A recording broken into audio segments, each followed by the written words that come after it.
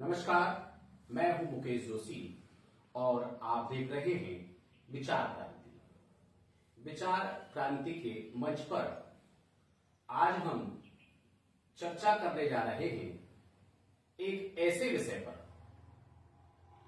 परीक्षाओं का दौर चल रहा है और इस समय स्कूली और कॉलेज के बच्चे और मैं कहूं कि कंपटीशन की तैयारी करने वाले बच्चे, इन सब पर एक विशेष प्रेशर रहता है, एक विशेष दबाव रहता है। इस दबाव के अंतर्गत कई बार वो अपने आप को ठीक तरह से मैनेज नहीं कर पाते हैं, प्रबंधित नहीं कर पाते हैं और ऐसे में बहुत सारी समस्याएं उनके साथ में उपस्थित हैं। तो आज हम हमारे विचार क्रांति के मंच पर उनकी इन सब समस्याओं के बारे में ऐसे ही हमारे खास मेहमान आदरणीय भानेश जी भारद्वाज, जो अंग्रेजी विषय के प्राध्यापक हैं, शिक्षाविद हैं और नगर की पृष्ठभूमि पर, नगर की सरजमी पर अंग्रेजी के अध्यापन में उन्होंने कई वर्षों तक अपनी सेवाएं दी हैं और वर्तमान में वो हिंडौन सिटी में अपनी सेवाएं अंग्रेजी के अध्यापन में बतौर प्राध्यापक दे रहे हैं। और वो इस संबंध में, चूंकि वो शिक्षक क्षेत्र से जुड़े हुए हैं, बच्चों के साथ में उनका अच्छा तादात्म्य है, तो उनसे इन सभी विषयों पर आज हम सारगर्भित चर्चा करने के लिए आपके सामने मौजूद हैं। तो सबसे पहले मैं विचार क्रांति के मंच पर हमारे खास मेहमान भानेश जी भारद्वाज जी का बहुत बहुत स्वागत करता हूं। नमस्कार भानेश जी। नमस्कार मुकेश जी। विचार क्रांति चैनल को हार्दिक धन्यवाद कि मुझे यहाँ बोलने का मौका दिया। धन्यवाद। मुझे मेरे विचार रखने का, विचार व्यक्त करने का मौका दिया। आदरणीय मुकेश जी भी बहुत बहुत बड़े हुए व्यक्तित्व के धनी हैं। आपको भी मेरा बार बार धन्यवाद। जैसा कि भानेश जी, यदि मैं आपको थोड़ा रोकना चाहूंगा कि यदि हम आज के दौर में हम देखें, आप चूंकि अध्यापन से जुड़े हुए हैं, बच्चों के साथ में आपका बहुत नजदीकी संबंध है, तो देखने में आता है कि आजकल जो बच्चे कॉम्पिटिटिव की तैयारी करते हैं वो खूब मैच्योर हो जाते हैं और उसके बावजूद भी कमीशन की तैयारी करते करते भी पता नहीं किस तरह का दबाव उन पर होता है, पारिवारिक कहें या शैक्षिक दबाव कहें या फिर सोशल दबाव कहें, उस प्रेशर को वो झेल नहीं पाते हैं और बच्चे सुसाइड की तरफ चले जाते हैं, आत्महत्या की तरफ चले जाते हैं। तो आप क्या कहना चाहेंगे कि आखिर में कहां ऐसी समस्या है, कहां ऐसी चूक हो रही है कि बच्चे ऐसा आत्मघातक स्टेप उठा लेते हैं और वो आत्महत्या करने की तरफ चले जाते हैं? क्या कहेंगे इस विषय में आप? देखिए, लंबे समय तक शिक्षा से जुड़े रहने और बच्चों के साथ सारगर्भित रहने पर मुझे कुछ चीजें सामने आई हैं। मैं मेरी क्लासरूम में भी इन चीजों को बच्चों के साथ शेयर करता हूं जी। आज का जो बच्चा है स्वतंत्रता तो चाहता है, लेकिन मानवीय मर्यादाओं को लांघकर भी कार्य करने का प्रयास करता है। ऐसे में माँ बाप को चाहिए, दोनों ही चीजें हैं, कि हम बच्चों के साथ फर्स्ट ऑफ ऑल, चाहे हम माँ बाप की बात करें, चाहे हम पारिवारिक एनवायरनमेंट की बात करें जी, तो वहां एक बच्चे को पहली बात तो ये हमारा मॉरल वैल्यू बनता है कि हम सकारात्मक माहौल तैयार करें। कई बार ऐसा होता है कि जो बच्चे एकेडमिक क्वालिफिकेशन लेने के बाद कॉम्पिटिटिव एग्जाम्स की ओर जब आगे बढ़ते हैं जी, तो उनके प्रवेश करने से पहले ही उन पर इतना दबाव बना दिया जाता है जी, कि they will think about the success. उनके सामने इतनी बड़ी चुनौती क्रिएट कर दी जाती है, चाहे वो माँ बाप की ओर से हो, चाहे वो समाज की ओर से हो, अथवा उनके फेलोज की ओर से हो। तो बच्चा शुरू होने से पहले ही खत्म होने की कगार पे आ जाता है। उसे लगता है कि मुझे कोई कॉम्पिटिटिव एग्जाम पास करनी है, कॉम्पिटिटिव एग्जाम के लिए तैयारी करनी है, तो तैयारी करने से पहले ही वो बच्चा इस दबाव में आ जाता है, मेरे पड़ोसी वहां से सक्सेस हुए, मेरे उस रिलेशन में वो वहां से निकल गया, मेरा ऐसा व्यक्ति रिश्तेदार था वो वहां से वहां चला गया, तो अकारण उस बच्चे पर प्रेशर हो जाता है। तो मैं ये कहना चाहूंगा कि दो चीज है, स्कूल एजुकेशन तक माँ बाप के अलावा टीचर एक बहुत बड़ा रोल अदा करता है बच्चे के। जब हम बात कर रहे हैं कॉलेज लेवल की या कॉम्पिटिटिव लेवल की, जी, तो there is any kind of guardian, जी। कोई अभिभावक नहीं होता, बच्चा स्वतंत्र होता है। ऐसे में माँ बाप के सामने भी चुनौती होती है कि बच्चे को बाहर छोड़ दिया तो भरोसा तो करना पड़ेगा, लेकिन आप भरोसा जब करें तो अंधविश्वासी होकर नहीं करें। कम से कम आपको लगता है कि बच्चे को हमने बाहर छोड़ा है तो समय समय पर हम निश्चित रूप से और उसको जांचते रहें, परखते रहें, हम इस चीज को देखते रहें कि क्या बच्चा हमारी उम्मीदों पर खरा उतर रहा है कि नहीं। दूसरी चीज, माँ बाप को चाहिए कि वो बच्चे पर अनावश्यक दबाव नहीं बनाए। क्यों? क्योंकि ईश्वर भी इस बात को कहता है कि जो जहां है वो व्यवस्थित है, और निश्चित है ईश्वर आपको उतना ही देगा जितना कि आप डिजर्व है। आप जन्म लेते हुए बच्चे से यदि 10 किलो वेट उठाने की आशा करेंगे, दैट कांट बी पॉसिबल, वो संभव नहीं। स्वाभाविक है, उम्र के अनुसार, तकाजे के अनुसार, योग्यताओं के अनुसार जब समय आएगा तो वो उस चीज को चुनौती देगा, डिफीट करेगा। इसके बावजूद एक दूसरी चीज, जब हम थोड़ा सा आगे बढ़ते हैं मुकेश जी इस मामले में, तो फिर आता है कि बच्चा यदि बाहर रहेगा तो सोशल मीडिया से जुड़ेगा, मोबाइल चाहिए। अब मेरा इसमें पर्टिकुलर अनुभव है कि दो चीज होती है जीवन में व्यक्ति की। स्वाभाविक है कि हम किसी चीज को लेकर चल रहे हैं तो उसका पॉजिटिव व्यूज, और निश्चित रूप से हमें यह भी देख लेना चाहिए कि नेगेटिव क्या है। हम केवल और केवल सकारात्मक रूप की ओर आगे नहीं बढ़े, अपन ये देख लें कि इसका नेगेटिव क्या है। बच्चे को मोबाइल स्वाभाविक है, जब माँ बाप से दूर रहेगा तो बातें करने के लिए, और बहुत सारी चीजें ऐसी हैं, आजकल ऑनलाइन कोर्सेज चल रहे हैं, बहुत सारी चीजें ऐसी होती हैं जो बच्चे यूट्यूब के माध्यम से, अब उसमें क्या, उसमें गार्जियन को तो विश्वास करना पड़ेगा। गार्जियन विश्वास कर रहा है, लेकिन गार्जियन की सबसे बड़ी पृष्ठभूमि यह है कि वो उसकी मॉनिटरिंग समय समय पर करता है, वो इस बात को देखता रहे, वो जांचता रहे, उस बच्चे के टच में रहे कि हमारा बच्चा कहीं गलत दिशा में मोबाइल का दुष्प्रयोग तो नहीं कर रहा है, मोबाइल का दुरुपयोग तो नहीं हो रहा है। तो पहली चीज ये हो गई कि माँ बाप बच्चों के साथ यदि इको फ्रेंडली रहें तो शायद संभावनाएं सफलता की ज्यादा बनती है। क्योंकि देखने में भी ये आता है कि बच्चा सोसाइटी के संपर्क में तो बाद में आता है, पहले बच्चा अपने माँ बाप के संपर्क में होता है। तो माँ बाप उस बच्चे के दिमाग में क्या चीजें फीड कर रहे हैं, वो कहीं अपने बच्चे का कंपेरेटिव जो अध्ययन है, तुलनात्मक जो अध्ययन है कि उसका बच्चा सक्सेस हो गया, वो वहां पहुंच गया, तो हम भी उससे अचीवमेंट ऐसा चाहेंगे। तो ये सब जो चीजें हैं बच्चे के दिमाग में सबसे पहले भरने का काम माँ बाप कर रहे हैं। तो आपने बहुत अच्छी बात कही है कि यहाँ सबसे बड़ी जो जिम्मेदारी है वो माँ बाप की बनती है कि वो बच्चे को किस तरह की फीडिंग दे रहे हैं, कि वो कितना उससे अवांछित अपेक्षाएं रख रहे हैं, बच्चे की क्षमताएं कुछ और हैं। और एक मिनट रोकूंगा मुझे जी, अंग्रेजी ऐसा प्रोवर्ब, हालांकि इंग्लिश का व्यक्ति हूं लेकिन हिंदी और संस्कृत साथ होती है, तो इंग्लिश भी कहती है इस बात को कैसे कि expectation should be in limit, भाई जो हमारी आशाएं हैं वो एक सीमाओं में होनी चाहिए और रिलेवेंट होनी चाहिए, बच्चे की अपनी क्षमता के अकॉर्डिंग होनी चाहिए। दूसरी बात हमने अभी आपने अपनी चर्चाओं में जिक्र की सोशल मीडिया की बात। सोशल मीडिया जरूरी भी है और जरूरी होने के साथ साथ वो एक तरह से कहें कि लाइफ का एक हिस्सा बन गई है, लेकिन सोशल मीडिया पर भी बहुत सारी वल्गरिटी आ रही है और बच्चे जो हैं कई बार उस चीज को नहीं समझ पाते हैं और वो उस दिशा में मुड़ जाते हैं। तो ऐसे में क्या होना चाहिए, क्या ऐसी चीजें होनी चाहिए जिससे कि बच्चे उस वल्गरिटी की ओर मूव ना करें? आप इस बारे में क्या कहना चाहेंगे? देखिए, इसमें मुझे मेरा कहना यह है कि बच्चा भले कॉम्पिटिटिव एग्जाम की तैयारी कर रहा है, लेकिन दे आर ब्लैंक पेपर्स, वो कोरे कागज हैं, they don't know about the possessions of world, वो संसार की विषय वस्तुओं के बारे में कुछ नहीं समझते। तो एक तरफ तो माँ बाप अपने बच्चे से चाहते हैं कि वो इतनी परसेंट लेकर आ गया, उसका सिलेक्शन वहां हो गया।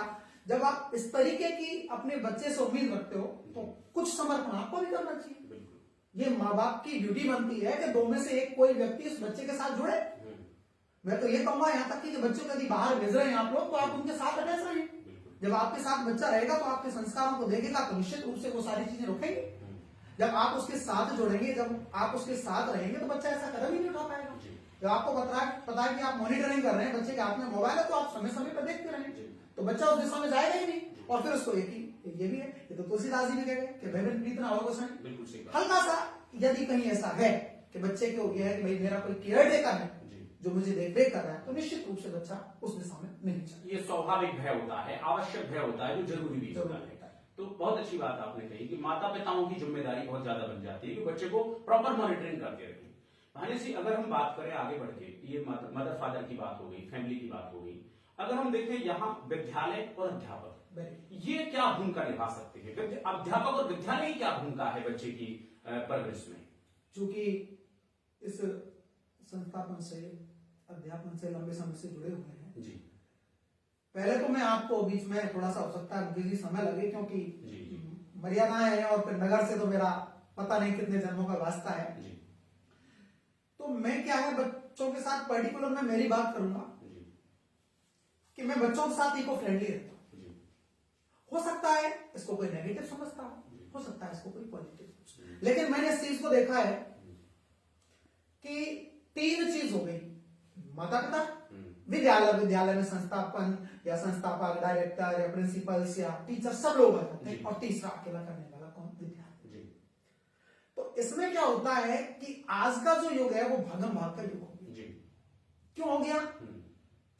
आप तुलना करेंगे कि फर्स्ट क्लास में जब बच्चा पढ़ने जा रहा है तो heavy maths, first of all तो ये हो गया कि बच्चा कैसे अपने आप को सेटल कर पाएगा।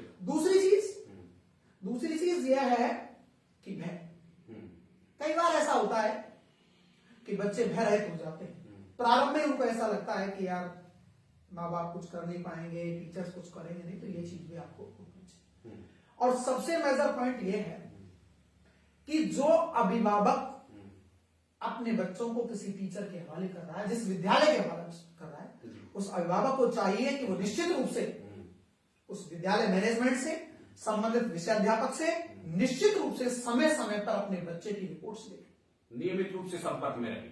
कई बार ऐसा देखने को आता है कि बोर्ड्स की एग्जाम्स की हम बात करें, अभी थोड़ा सा और आगे करेंगे इस पर, बोर्ड के एग्जाम्स की बात करें, बच्चे को गार्जियन ने भेज दिया स्कूल। कई बार बहुत सारी चीजें होती हैं, जब विषय अध्यापक, कक्षा अध्यापक या संबंधित टीचर के द्वारा जब कॉल किया जाता है तो अध्यापक उस पर लाने का प्रयास करता है। किसको? अभिभावक। अभिभावक जो अपने बच्चे को बोर्ड में भेज रहा है उसको इतना तो चाहिए क्या मेरा बच्चा बोर्ड में है, मैं कुछ ना कुछ तो करूं जिससे मेरा बच्चा सफल हो। क्यों? स्वाभाविक है कि उससे उसकी बच्चे की भावना जुड़ी हुई है, आगे उसका जो भविष्य है वो बच्चा डिसाइड करेगा।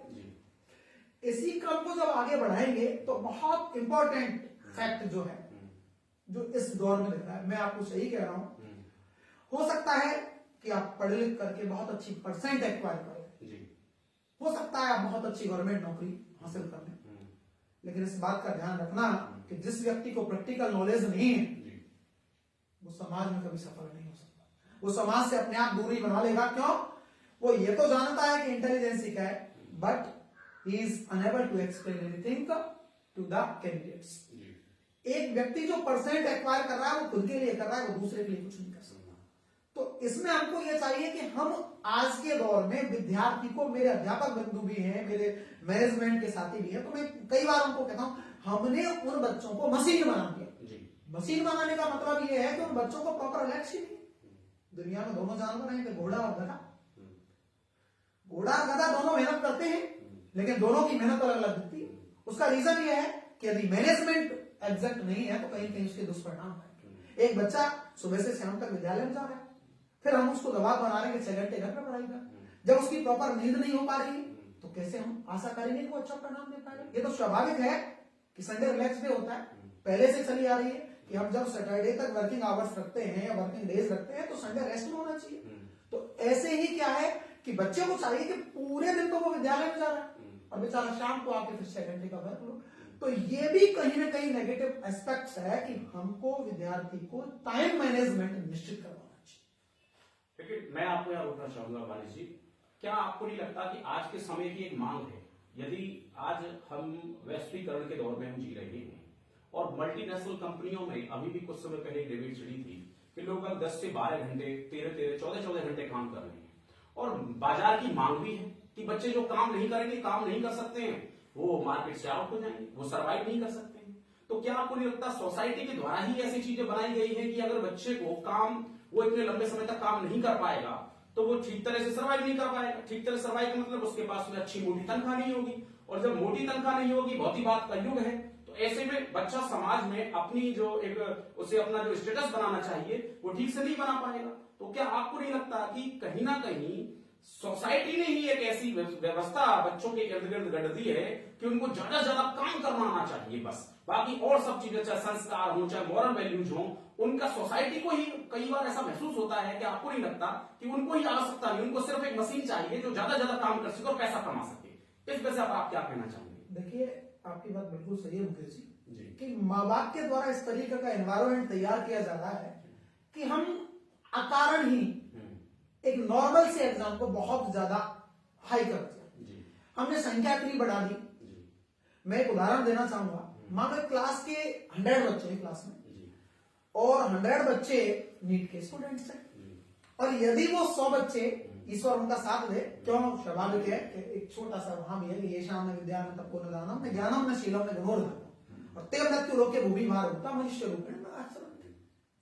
तो मान लो हम ये कहें कि 100 के 100 बच्चे हमारी उनके साथ दुआएं, जिनको हम पढ़ा रहे हैं उनके माँ बाप के साथ दुआएं, कि वो 100 बच्चे डॉक्टर्स हो। अब मैं आपसे ये कहना चाहूंगा कि आज का नीट का बच्चा जब 5 साल बाद डॉक्टर बनके निकलेगा, तो भाई साहब मेरा आपसे और सोशल मीडिया के माध्यम से और माँ बाप से भी एक प्रश्न है कि जब 100 में से 100 बच्चे डॉक्टर्स हो गए तो वो रोगी कहां से लाएंगे? तो स्वाभाविक बात है कि वर्गीकरण भी होना चाहिए, और वर्गीकरण जब हो जाएगा तो निश्चित रूप से कॉम्पिटिटिव जो है कंपटीशन है वो हल्का होगा, और हल्का होगा तो सब अपनी अपनी व्यवस्थाओं में व्यवस्थित हो जाएंगे। फिर वो कोई भी कंपटीशन टाइट नहीं होगा।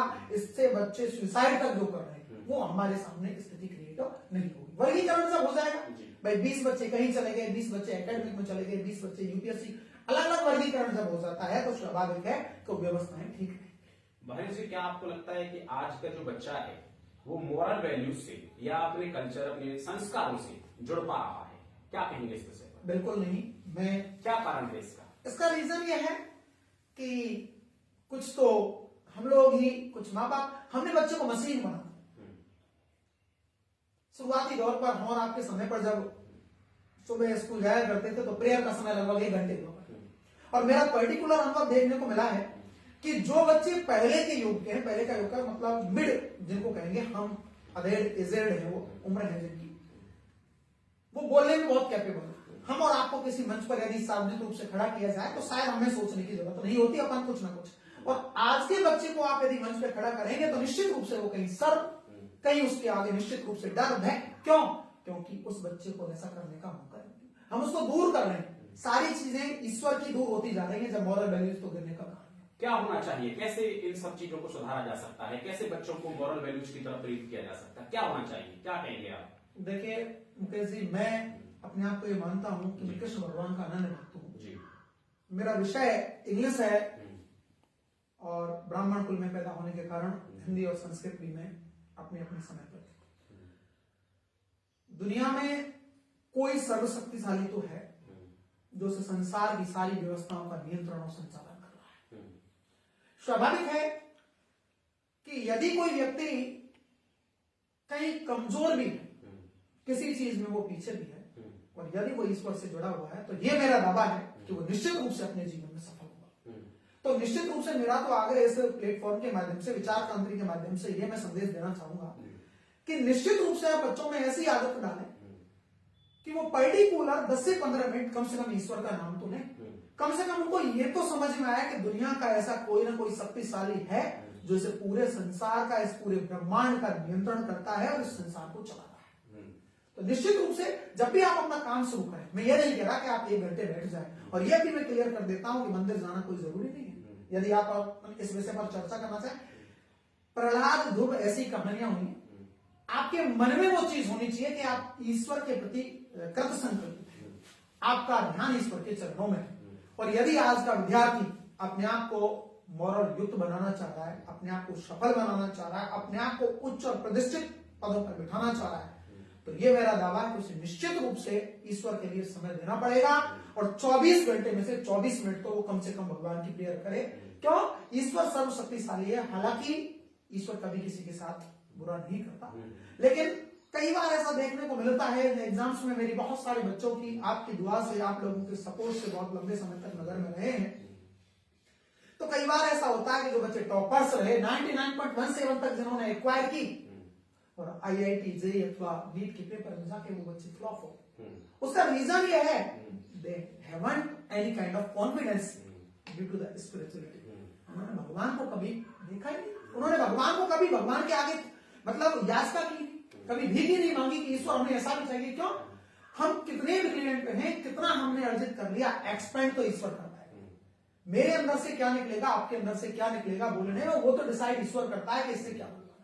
तो स्टोर हम कर सकते हैं, उसको एक्सप्लेन करने का काम ईश्वर करवाएगा। तो मैं इसके माध्यम से बच्चों को यही कहना चाहूंगा कि आप 24 घंटे में से 24 मिनट तो कम से कम ईश्वर को दें। और मैं इस बात का बिल्कुल पक्ष लूंगा कि यदि ऐसा कोई विद्यार्थी करता है कि जो ईश्वर के लिए 24 मिनट या 20 मिनट दे रहा है, तो मैं दावे के साथ इस बात को कह सकता हूं। मैं ये तो नहीं कहूंगा कि वो गवर्नमेंट अथवा प्राइवेट में जाएगा, लेकिन मैं ये कहूंगा कि वो अच्छा निश्चित रूप से कैपेबल बन जाएगा। चाहे वो किसी भी अगर हम बात करें केवल ना केवल हिंदू धर्म की बात करें, किसी हम किसी भी धर्मावलंबी हो, और तो हम जो भी मानते हैं, जो भी हमारे, यदि हम मुसलमान हैं तो नमाज पढ़ें, या फिर हम सिख हैं तो हम गुरुद्वारा जाएं, यदि हम बौद्ध धर्म को मानते हैं तो भगवान बौद्ध का स्मरण करें। हम किसी भी धर्मावलंबी हैं, चाहे हम ईसाई हैं तो गिरजाघर जाएं, तो कोई भी धर्मावलंबी है और किसी भी मान्यता में हम बिलीव करते हैं, तो उस मान्यता, उस विशिष्ट शक्ति जिसे हम मानते हैं, उसके समक्ष जाकर हम कहें कि अपना शीश नवाएं, उसे हम याद करें, तो निश्चित रूप से कहा जा सकता है, आप जैसा कह रहे हैं, कि हमारी अंदर की शक्तियों का जागरण होगा। बिल्कुल। मान लीजिए हम अपनी चर्चा को आगे बढ़ाते हुए एक बात कहें कि सारी चीज वहां घूम कर आ जाती है। आपने बहुत अच्छी बातें कही कि एक तो माता पिता की सबसे बड़ी भूमिका होती है, विद्यालय और अध्यापक की भी एक बड़ी भूमिका होती है। अब आज के दौर में, और हमने नैतिक मूल्यों की भी चर्चा की, सारी बातें हमारी हुई है। अब आज के दौर में एक अंतिम चर्चा की ओर हम जाते हुए कहें कि आप बच्चों के लिए ऐसा क्या सुझाव देना चाहेंगे जिससे कि वो बहुत जल्दी, यदि वो कहीं किसी प्रेशर में भी हैं, कहीं किसी बहुत बड़े तनाव में भी हैं, किसी द्वंद्व में भी अगर है, तो आप उनके लिए क्या सुझाव देना चाहेंगे कि उनके जीवन में इस चर्चा को सुनने के बाद एक आमूलचूल परिवर्तन आ जाए? क्या सुझाव आप उन्हें देना चाहेंगे? देखिए मुकेश जी, हम दुनिया के एक छोटे से व्यक्तित्व का काम कर रहे हैं, जैसा ईश्वर आदेशित करता है हमेशा। तो आज के युग के विद्यार्थी को मेरा कहना यह है कि मैं बिलिंगुअल लैंग्वेज का टीचर हूं, उसके बावजूद भी मैं मानता हूं कि दुनिया में कोई तो सर्वशक्तिमान है। तो आज के विद्यार्थियों को मैं 2-3 सलाह दे रहा हूं। एक तो अपने जीवन में पर्दा डालें। पर्दा डालने का आशय ये होगा कि थोड़ा सा आप ऐसे रखें कि मुझसे बड़ा कोई केयर टेकर है जो मेरे सारे अधिकार रखता है, मैं उसके नियंत्रण में काम कर रहा हूं। निश्चित रूप से आप जब पर्दा डालेंगे, जब आपके अंदर भय आएगा, जब आपके अंदर ये आएगा कि मेरी कोई केयर टेक करने वाला है, तो निश्चित रूप से आप सकारात्मक माहौल की ओर जोड़ेंगे, आपको सकारात्मक करना है। दूसरी चीज, माता पिता को मैं यह कहना चाहूंगा कि निश्चित रूप से आप बच्चों से आशाएं रखें, लेकिन कम से कम आप ये देख लें कि बच्चे का बौद्धिक स्तर क्या है, मानसिक स्तर क्या है। बच्चा जिस स्तर का है, आप उतना ही प्रेशर उस पर मेंटेन करेंगे। तीसरी सीढ़ी इसमें यह आती है कि जिस संस्थान से विद्यार्थी जुड़ा है, ये संस्थान का मॉरल ड्यूटी बनता है, उन टीचर्स की मॉरल ड्यूटी बनता है कि उन बच्चों के साथ इको फ्रेंडली रहें। क्यों? क्योंकि माँ बाप ने वो उन टीचर्स के हवाले कर दिए और दे आर ब्लैंक, वो बेचारे कोरे कागज हैं, वो सब उन अध्यापक, उन बुद्धिजीवी, उन शिक्षाविद के भरोसे हैं। तो इसलिए भविष्य निर्माण में वो अध्यापक जो अध्यापन करा रहे हैं, वो निश्चित रूप से उनके जीवन में सार्थकता लेकर आ सकते हैं यदि वो बच्चों के साथ इको फ्रेंडली है। इको फ्रेंडली रहे। इको फ्रेंडली होने का मतलब ये नहीं है, मैं ये भी स्पष्ट कर दूं कि आप बच्चे को मारे पीटे नहीं, बच्चे को डांट नहीं लगाएं। आपको लगता है आप उस कुम्हार की तरह काम करें। जब आपको लगता है कि कहीं गलत दिशा में बच्चा जा रहा है तो आप रोके टोके। आपको लग रहा है कि किसी की ओर से बच्चे को ज्यादा हताशा मिली है तो आप उसको स्नेह देने का काम करें। उस बच्चे को यह महसूस होना चाहिए कि माँ बाप ने मुझे विद्यालय भेजा, तो निश्चित रूप से इस विद्यालय में मेरा कोई तो ऐसा केयर टेकर है जो माँ बाप की तरह मेरी संरक्षा, सुरक्षा और मेरी सारी व्यवस्थाओं पर ध्यान देता है। ये मैं कहना चाहूंगा। बहुत सुंदर। विचार क्रांति के मंच पर आप चर्चा सुन रहे थे हमारे खास मेहमान भानेश जी भारद्वाज जी के साथ।